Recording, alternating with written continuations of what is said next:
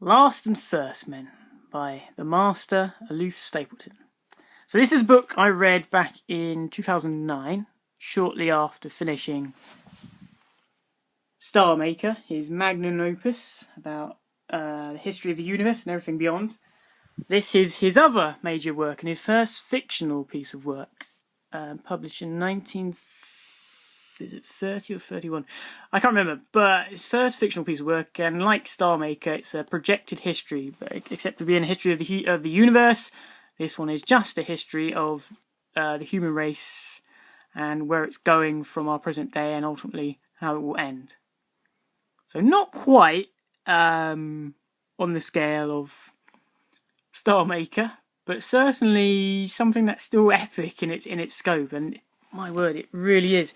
It deals with 18 different distinct species of the human race as they evolve throughout the eons, and how they evolve themselves and embrace technology and eugenics and genetic engineering. And these are ideas he was writing about in the 1930s. And, well, not in the 1930s, he would have been thinking about them in the 1920s. And, again, I don't understand how Stapleton is overlooked. I mean, he is... even, Arthur C. Clarke says it. No book before or since has ever had such an impact on my imagination. I mean, Arthur C. Clarke, he's a pinnacle.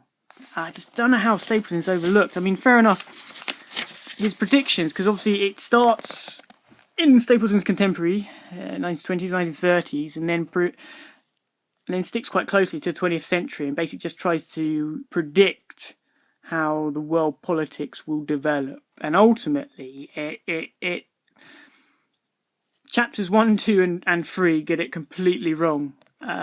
If you were to start reading the book now from chapter 4, it would roughly still fit into our world, and you could still say, okay, this is potentially where it could still go.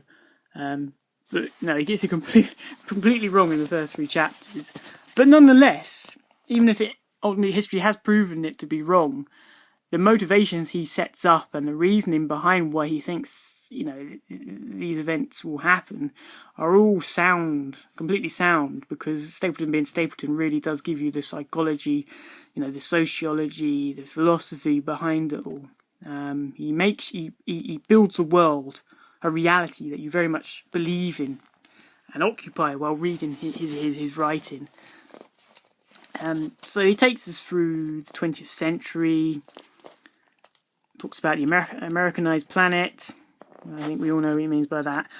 And ultimately he deals with how we all eventually come to failure and then eventually transition into the second men, and a jump forward into a distinct, different, well, still human, but superior human species. And it deals with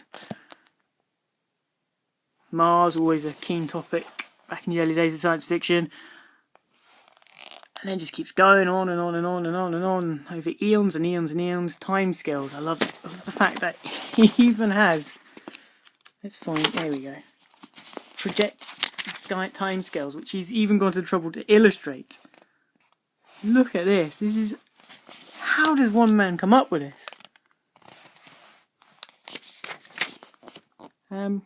So yeah, I mean, I don't want to tell you everything about the book. The joy of reading the book is just listening to Stapleton's ideas about where humanity could potentially go, and how eventually, this isn't a spoiler because it's called Last and First Men, how the end of humanity could eventually come.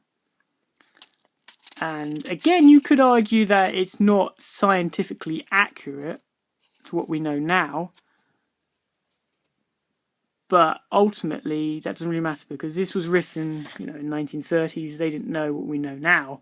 And again, as I said with the first 3 chapters, the book has its own reality, has its own rules, has its own setup, and you believe it, basically. So just go with it and enjoy Stapleton's speculations. And that's one of the great joys of reading him.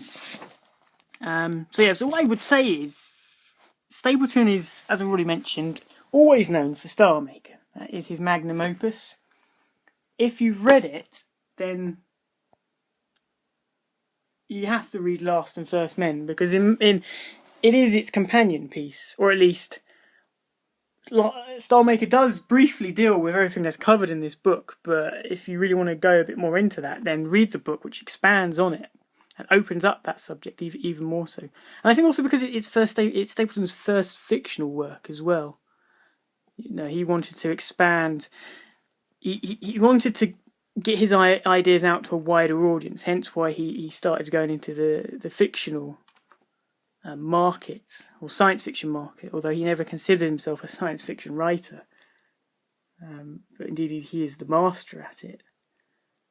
So if you've read Stalmaker, which you probably have if you know of Stapleton, or at least know of Stalmaker, then this is definitely a good second one to read, or first one actually, because in a sense this is more of the predecessor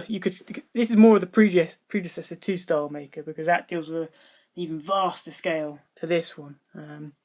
But I read them in reverse. I read Stalmaker first, then this one, and now I've just finished the companion piece to this one, Last Men in London, which, if you follow my advice, read Stalmaker, then read Last and First Men, or read this one first, eventually read this one, Last Men in London, because it's equally as good as this one. This one feels like a complete work, and indeed it is, but once you read Last Men in London, you'll see that actually these two are companion pieces that ultimately complement each other and give you an expanded, much more fulfilling and a much more brilliant experience as a result. So, Last and First Men. If you just want to be invigorated, have your imagination stimulated like never before, and be completely blasted off into astronomical amazement, then read Stapleton. Read Last and First Men.